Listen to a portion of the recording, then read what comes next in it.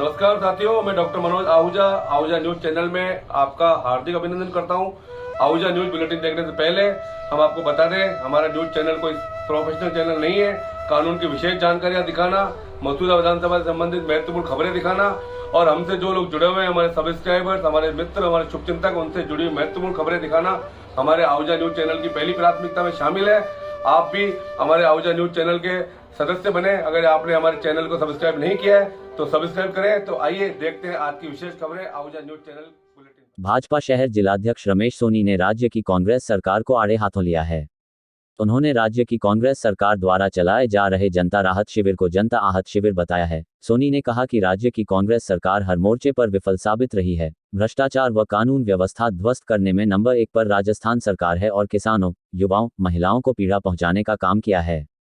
राज्य सरकार पर आरोप लगाते हुए रमेश सोनी ने कहा कि गहलोत व पायलट की अंतकल से पिछले 4.5 वर्षों से प्रदेश की जनता को राहत देने की बजाय दिव्यांग, बुजुर्ग, महिलाओं को कड़ी धूप में कई घंटों तक कतार में खड़ा कर प्रताड़ित करने का काम गहलोत सरकार कर रही है, जबकि प्रधानमंत्री नरेंद्र मोदी ने डायरेक्ट बेनिफिट योजना के माध्यम से लाभार्थियों के बैंक खातों में सब्सिडी पहुंचाई है।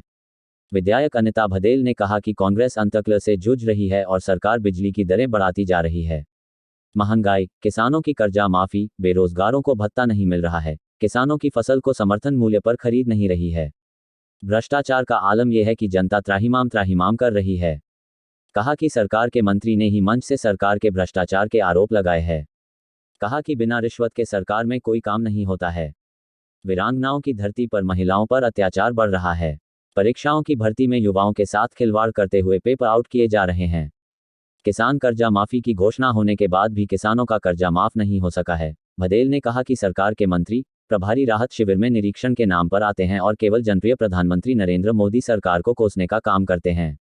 राज्य सरकार कुछ तो काम करती नहीं है और केंद्र की जनकल्याणकारी योजनाओं को भी पूरी तरह से लागू नहीं कर पाई है। कहा कि राहत शिविरों में कांग्रेस के प्रदेशाध्यक्ष का फोटो लगाकर सरकार पैसे का दुरुपयोग किया जा रहा है। सरकार के बजाय संगठन का प्रचार शिविरों के माध्यम से किया जा रहा है। भदेल ने कहा कि भाजपा के समय 18 पैसे प्रति यूनिट था, जिसे सरकार के कुप्रबंधन के कारण 60 पैसे तक बढ़ा दिए हैं। किसानों को मुफ्त बिजली के नाम पर किए वादे पर सरकार आज तक चुप है। कुप्रबंधन के कारण ही आयातित कोयल में 30% तक चोरी पकड़ी गई है।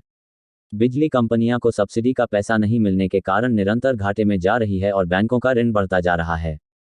कहा कि पूरी तरह से वित्तीय कुप्रबंधन का शिकार यह सरकार है। सरकार आपसी झगड़ों की वजह से जनता को राहत नहीं दे पा रही है। महापौ ब्रजलता हाड़ा ने कहा कि अब जनता उठ खड़ी हुई है और आने वाले विधानसभा चुनावों में कांग्रेस सरकार को करारा जवाब देगी। हाड़ा ने कहा कि राजस्थान में बिजली और पानी के मुद्दे पर कांग्रेस सरकार पूरी तरह से विफल रही है। पानी के एक मट के लिए जनता परेशान हो रही है। कांग्रेस सरकार बनाने के पहले जो भी वादा करती है, सरकार बनाने पर एक भी पूरा नहीं करती है। नौजवान, किसान, महिलाएं सभी धोखा खाकर बैठे हैं। कहा कि जनता के मुद्दे उठाने वाली भाजपा इस बार राजस्थान में 150 से अधिक सीटें जीतकर सरकार बनाएगी, क्योंकि परेशान जनता बदला लेने के लिए तैयार बैठी है। कहा कि लंबी बीमारी के दौरान भी सरकार ने गौपालकों के साथ धोखा किया और राहत के नाम पर घोटाला कर दिया। प्रेस वार्ता में किशनगढ़ सभापति दिनेश राठौड़, उपमहापौ नीरज जैन, पूर्व जिलाध्यक्ष डॉक्टर प्रियशील हाड़ा, मीडिया सह प्रभारी रचित कच्छावा उपस्थित रहे।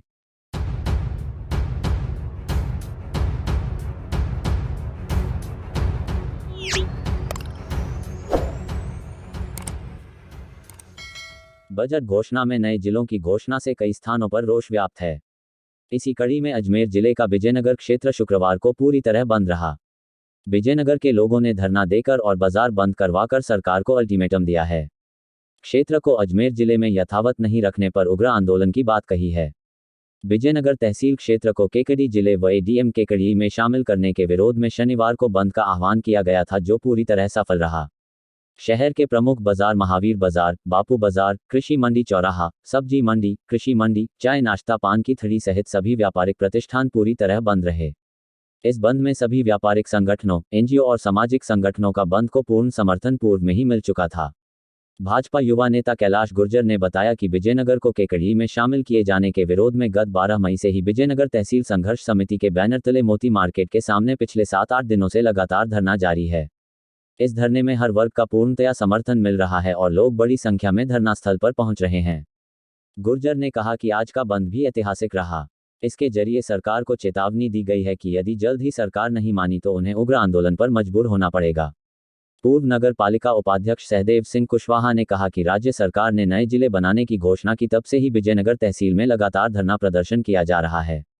साथ ही स्थानीय लोगों की यह मांग है कि विजयनगर को अजमेर जिले में ही यथावत रखा जाए।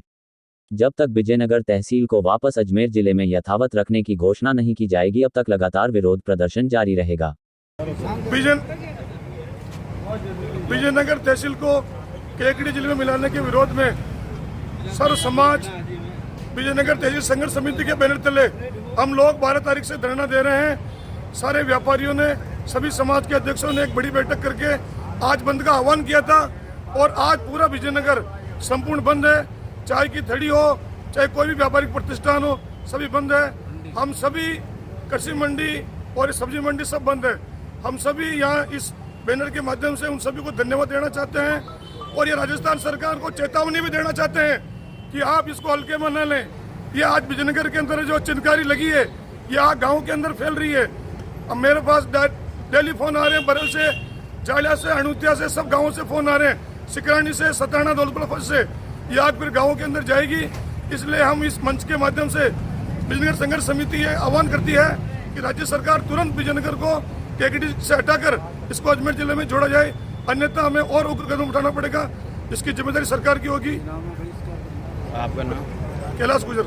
एसोसिएशन मजदूर संघ या सभी जनता ने की इच्छा है कि इस विजयनगर को इनकी सुविधा अनुसार यथावत अजमेर जिले में ही इसको रखा जाए।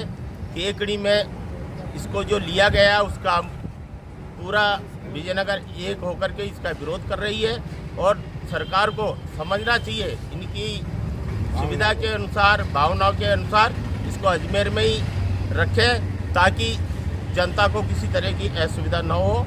और यदि सरकार नहीं चाहती तो ये लोग कुछ भी करने को तैयार है, लेकिन ये अजमेर में ही रहेंगे, अजमेर जिले में ही रहेंगे। इसकी समझ जिम्मेदारी राजस्थान।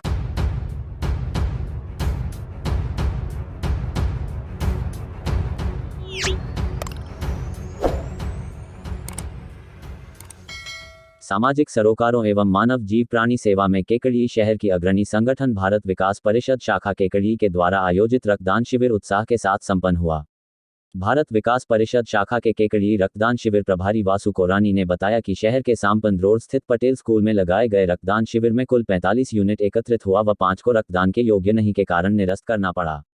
शाखा सचिव दिनेश वैष्णव ने बताया कि सर्वप्रथम मंचासीन अतिथियों द्वारा भारत माता एवं महापुरुष स्वामी विवेकानंद के चित्र के समक्ष दीप प्रज्वलित कर कार्यक्रम का शुभारंभ किया गया।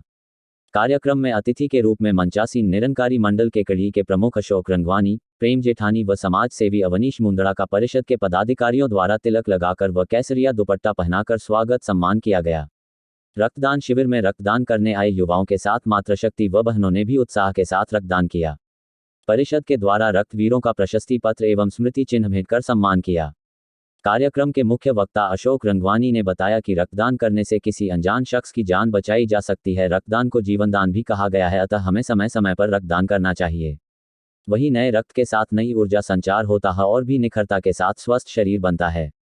परिषद के कोषाध्यक्ष भगवान माहेश्वरी ने बताया कि वर्तमान में परिषद शाखा के द्वारा सेवा प्रकल्प के अंतर्गत ग्रीष्म ऋतु में विगत 12 मई से केकड़ी शहर के रोडवेज बस स्टैंड पर अस्थायी जल मंदिर संचालित कर आमजन को शीतल जल पिलाया जा रहा है और साथ ही संस्कार प्रकल्प के तहत दिनांक 16 मई से कला व अभिरुचि शिविर में शहर के 400 बालक बालिकाएं एवं महिलाएं विविध कलाओं का प्रशिक्षण प्राप्त कर रहे हैं।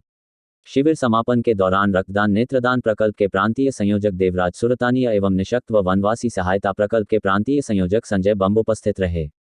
रक्तदान शिविर में राजकीय जिला अस्पताल केकड़ी के ब्लड बैंक प्रभारी doctor Abhishek Pareek, counsellor Vinod Sahu, senior nursing अफसर Mahaveer Jhakal, male nurse Padam Kumar Jain, lab technician Saiyada Nahid, Shivraj Bairwa एवं हेल्पर लियाकत अली ने राजकीय सेवाएं प्रदान की। शिविर में आए सभी रक्तदाताओं के लिए सहयोगकर्ता के रूप में स्वामी विवेकानंद संस्थान केकड़ी द्वारा अल्पाहार की व्यवस्था की गई। रक्तदान शिविर में परिषद की ओर से अध्यक्ष महेश मंत्री ने आए हुए सभी रक्तवीरों का हृदय आभार व्यक्त किया और कहा कि आने वाले समय में और भी ब्लड डोनेट के छोटे छोटे कैंप लगाकर मानव सेवा का ये कार्य अनवरत चालू रहेगा। रक्तवीरों का रजिस्ट्रेशन महावीर पारीक व रामनिवास जैन ने किया। इस दौरान प्रांतीय पदाधिकारी कैलाश चंद जैन, सर्वेश विजय, विकास रत्न गोपाल वर्मा, समाज सेवी रामगोपाल सैनी, आन्नदीराम सोमानी, संरक्षक रामनरेश विजय, ज्ञान प्रकाश राठी, महावीर राठी, यशवंत बेली, अभिषेक मंत्री, शिव कुमार बयानी, राकेश तोशनीवाल, विमल कोठारी, मुकेश नुहाल, तिलोक मेवाड़ा, किशन प्रकाश सोनी, RK न्याती, रवि मुनिया, राजेश लखोटिया, शिव प्रकाश विजय, श्याम सुंदर मुंदड़ा, मनीष जैन, विष्णु जेतवाल, पंकज होतचंदानी, महिला प्रमुख ममता विजय, आभा बेली सहित कई सदस्य उपस्थित रहे।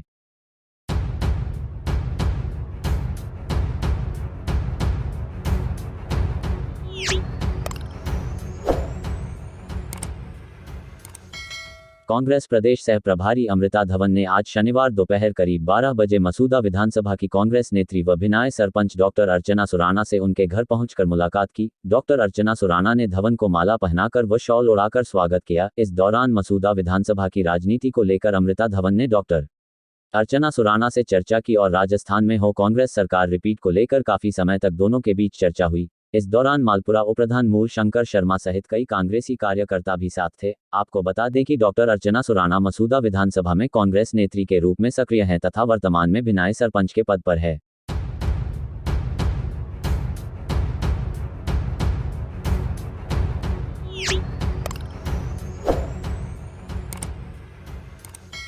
अजमेर के मांगलियावास थाना क्षेत्र में रहने वाली दुष्कर्म पीड़िता शुक्रवार को जिला पुलिस अधीक्षक कार्यालय पहुंची, जहां उसने दुष्कर्म करने वाले आरोपी पर गुंडे भेजकर उसके परिवार पर हमला करवाने का आरोप जड़ा है। वहीं स्थानीय थाना पुलिस पर कार्रवाई नहीं करने की शिकायत भी पुलिस को दी। पीड़िता ने बताया कि वर्ष 2014 में लीली निवासी लोकेश दिया ने उसके साथ डरा धमकाकर दुष्कर्म किया। वहीं इसके बाद वीडियो भी वायरल कर दिए थे। इसका मुकदमा दर्ज करवाया जिसमें लोकेश की गिरफ्तारी हुई और उसे जेल भेजा गया। बाद में हाईकोर्ट से उसकी जमानत हो गई थी। इसके बाद से लगातार लोकेश दिया उसे केस वापस लेने के लिए धमका रहा है।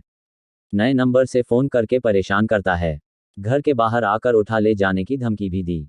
16 मई को लोकेश दिया अपने मामा शंकर गैना, कालूदास व रविदास के साथ उसके घर पर आए और हमला कर दिया। इस मामले में पुलिस ने उसके भाई व पिता को नाजायज रूप से गिरफ्तार किया और हमला करने वालों में से केवल लोकेश दिया को गिरफ्तार किया गया। इन सभी लोगों ने उसे व उसके परिवार के लोगों के साथ जातिसूचक शब्दों से भी अपमानित किया था। पुलिस ने इस संबंध में SC/ST सहित विभिन्न धाराओं में आरोपियों के खिलाफ मुकदमा दर्ज किया गया। इस मामले में कोई ठोस कार्रवाई नहीं होने से आरोपी लोकेश दिया व उसके मामा शंकर के हौसले बढ़ गए। आरोपियों ने रघुवीर मेघवाल, महेंद्र सेवदा व एक अन्य को भेजा। उक्त तीनों ने आते ही गाली गलौज की और कहा कि उन्हें लोकेश व शंकर ने भेजा है। यदि जल्द ही मुकदमा वापस नहीं लिया तो जान से मारने की धमकी तक दी गई। पीड़िता ने कहा कि उसके परिवार के लोगों ने रघुवीर को मौके पर ही पकड़ लिया और पुलिस के सुपुर्द कर दिया। इस संबंध में रिपोर्ट भी दी लेकिन अब तक कोई कार्रवाई नहीं हुई है, जिससे आरोपी लोकेश व उसके परिवार के लोग बेखौफ हैं। साथ ही पीड़िता का परिवार दहशत में है। पीड़िता ने कहा कि SP से मामले में कार्रवाई करवाकर राहत प्रदान करने की गुहार लगाई है। हाँ बताइए क्या लोकेश दिया है, लीडी का निवासी, उसके पिताजी का नाम अमरचंद दिया, लेकिन वो जेठाना में रहता है, उसके ननिहाल में उसके मामा जी शंकरलाल गैना के पास। 14 अप्रैल 2022 को मैंने उसके खिलाफ रेप का केस किया था, तो उसको हाईकोर्ट से जमानत मिल गई। हाईकोर्ट से जमानत के बाद में अभी फाइल चल रही है, तो फाइल चार्ज पे चल रही है। फिर भी वो मेरे को मैसेजेस करके परेशान करता था, धमकी देता था, तेरी फैमिली को मारूँ या तेरे को। ये सुन के मैंने हाईकोर्ट में वो अर्जी लगाई, तो जज साहब ने उसको पाबंद कर दिया। फिर भी वो नहीं माना, तो मैंने सिम बदल दी। सिम बदलने के बाद वो लगातार घर की तरफ आता है और अश्लील कमेंट करता है और बोलता है तेरे को उठा के ले जाऊँगा, सिम बंद करने से क्या हो जाएगा, ऐसी ऐसी अश्लील बातें करता है। उसके बाद में और उसको है ना मेरे परिवार, वो रविदास है ना, मेरे परिवार के सदस्य रविदास और कालूदास और पप्पू देवी, उसको कॉल करके बुलाया और उससे मिले। वो मेरे बारे में बताता है, मैं कहाँ जाती हूँ, कहाँ नहीं जाती, मेरे घर पे कौन रहता है, कौन रहता है। तो यही मौका पाके वो मेरे साथ गलत संबंध भी उसने बनाए, धमकियाँ दे के मेरे को। उसके बाद जब है ना मतलब मेरे पिताजी, भाई ने, मेरे भाभी जी ने, मम्मी ने मेरी रक्षा करने के लिए उस पर वो लकड़ियाँ लेके आए, तो मेरी रक्षा करने के लिए उसका सामना किया ना, तो उसके मामा जी के सर में चोट लग गई हल्की सी, तो भैया और पिताजी को है ना जेल में डाल दिया, जबकि उनको कुछ नहीं किया। उस भैया और पिताजी को जेल में डाल दिया। तो डिप्टी साहब आए, पिताजी भैया की जमानत हो गई, डिप्टी साहब आए तो उन्होंने ये बोला कि महिलाओं को गिरफ्तार करेंगे, इनकी वजह से होता है, तो कोई प्रॉब्लम। तो शंकरलाल गैना वहीं मौजूद था, तो ये सुनकर शंकरलाल गैना और लोकेश डे के हौसले बढ़ गए। सुबह दूसरे दिन हम तो सो के उठे थे, हमारे काम कर रहे थे, तो उन्होंने 3 गुंडे भेज दिए कि है ना या तो राजीनामा कर लो, केस वापस ले लो, नहीं तो हम तुम्हारी पूरी फैमिली को ख़त्म कर देंगे। ये सुन के पिताजी ने गेट बंद कर दिया। गेट बंद कर छत पे चले गए, तो उन्होंने लकड़ियों से गेट पे वार किए और ईंटें छत पे फेंक दी। ये मैंने पुलिस को फ़ोन कर दिया, तब तक वहाँ से 2 तो फरार हो गए थे। फिर पुलिस तीनों को पकड़ के लाई। तो हम सुबह से शाम तक मांगलेवास थाने में बैठे रहे। लेकिन हमारी रिपोर्ट नहीं बोला कि 151 को अंदर कर दिया है, आपको कोई चोट वोट तो नहीं लगी, कोई असंज्ञेय अपराध तो हुआ नहीं है, तो इसकी रिपोर्ट हमारे दर्ज ही नहीं की, इसलिए हमें आज यहाँ पेश होना पड़ा। कहाँ पर किसके हम पास ये पेश चाहते आई? हैं कि हम शांति से रह, एसपी के पास हमें पेश होना है, हम ये चाहते हैं कि हम शांति से रह सके। कोर्ट में केस चला तो हमें पता है, तो चल रहा है, तो जो फैसला होगा कोर्ट का वो हमें मंजूर होगा, न्यायालय फैसला होगा वो हमें मंजूर होगा। लेकिन आपने जो रेप का केस दर्ज कराया, क्यों कराया था, क्या वजह थी उसकी? उसकी वजह ये थी कि वो मुझे वीडियो पोस्ट उसने वायरल किए थे और मेरे को ब्लैकमेल कर रहा किस है। तरह के वीडियो वायरल करे? हम दोनों के थे, उसका फेस हाइड किया था उसने, उसका खुद का और मेरा फेस रिवील करके उसने मेरे को बदनामी करने के लिए उसने वीडियो फोटो इंस्टाग्राम पे मेरा नाम से वायरल कर दिए थे और मेरे पिताजी भाभी जी सबको झूठा फंसा रहे हैं। आज किससे मिलना है आप? आज हम एसपी साहब से मिलना है ताकि हमें सुरक्षा मिल सके, आरोपियों के खिलाफ कार्यवाही, जबकि वो 3 गुंडा है, वो नाम ले रहे प्रत्यक्ष रूप से कि हमको शंकर लाल गेना और लोकेश दिया ने भेजा, लेकिन फिर भी उनके खिलाफ कोई कार्यवाही नहीं हो रही है। ठीक है।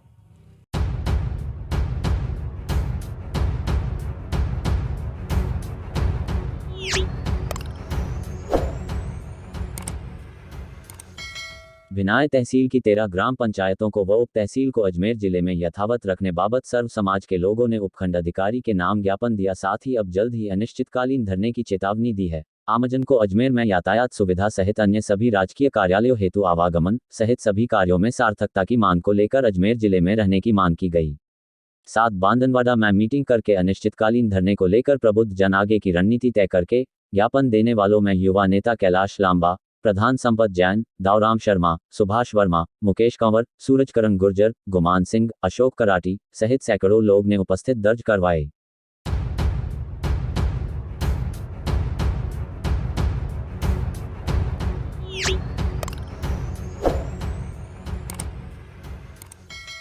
भारतीय प्रशासनिक सेवा की अधिकारी डॉक्टर भारती दीक्षित ने जिला कलेक्टर एवं जिला मजिस्ट्रेट अजमेर का कार्यभार विधिवत रूप से ग्रहण किया।